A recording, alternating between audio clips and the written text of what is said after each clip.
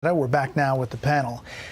Josh, that piece tells a big story. We have primaries in Nevada, Maine, North Dakota, South Carolina, Texas special election. But Democrats are facing headwinds this election. You have this new poll out showing the president's job approval for everybody sits at 33% approve, disapprove 55%. But then you look at independents. This is the Quinnipiac poll.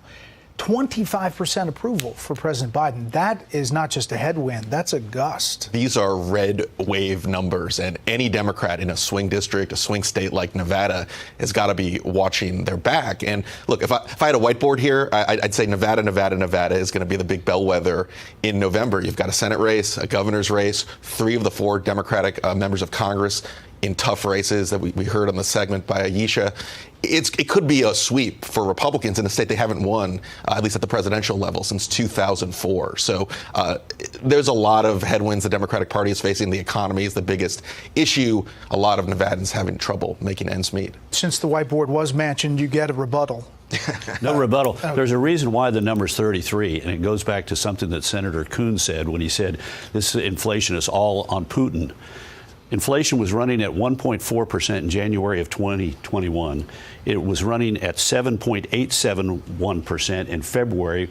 And when Putin invaded Ukraine four days before the end of the month, it's now 8.582% in May. That means that 90% of the inflation that we have had since the time that Joe Biden took office occurred before Putin invaded Ukraine. 90%. And people feel that. They know that this is not Putin. They know this is bad decisions that were made in 2021 by this administration with the American Rescue Plan and too much spending.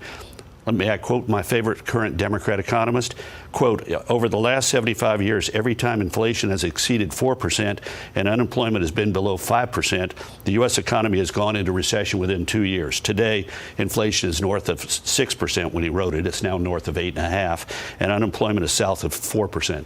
Larry Summers. And we got a recession coming, and it will be coming before the 2024 election, in all likelihood. Mara, FedEx founder, CEO Fred Smith told me that President Obama once told him that his approval ratings tracked opposite of gas prices, almost diametrically. I mean, just right there. Inflation defeats presidents, and inflation is one of those things. I actually disagree with Karl. The American Rescue Plan might have contributed, but inflation is global. The reasons for it are about supply chains, a whole bunch of other things. But the problem is that there are a lot of things that aren't the president's fault, but they are his problem. And inflation, which is the single economic indicator that affects people the most every single day. So what if hiring is really on fire? They still have to fill their car up with gas, and inflation is eating away all those wage gains that the White House likes to talk about. So it is a problem. There's very little the president can do. It's up to the Fed. Oftentimes when the Fed tightens, we get a recession. 85% of Americans, I think in the latest Quinnipiac poll, said that they expect there's going to be a recession. So it's a real problem. But to Karl's point, there were red flags and warning signs and flares going up from Larry Summers and others. Larry Summers all along has said the American Rescue Plan was too big and was potentially inflationary, and the Fed maybe didn't do enough sooner. Juan, besides the economy, the inflation, there are also issues like crime, and you have this recall in San Francisco, the district attorney, Chesa Boudin, getting recalled in San Francisco because of how he's dealing with crime. Similar to other places, you may see that in Los Angeles as well. Well, I think crime, again, especially violent crime and guns, are a huge issue right now. We talk about inflation, we talk about abortion and the potential for anger over that decision. But I think there's a lot of frustration with the inability of the political class to do anything when you see children being slaughtered and people in the afternoon supermarket being slaughtered. And so right now, there's a sense that there has to be some change, that people are looking for change. There's a lot of resentment out there. I think, we've been talking about midterm politics. Well, you go back even to Bill Clinton in 92. You go to, come forward, President Obama in 10, President Trump in 18.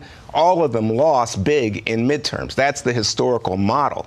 And I think a lot of the reason for that is there's frustration, resentment, the direction of the country, and people are speaking out in frustration against the elected class, the party in power. But the question is, if they do lose like if it was held tomorrow, it would be a big red wave.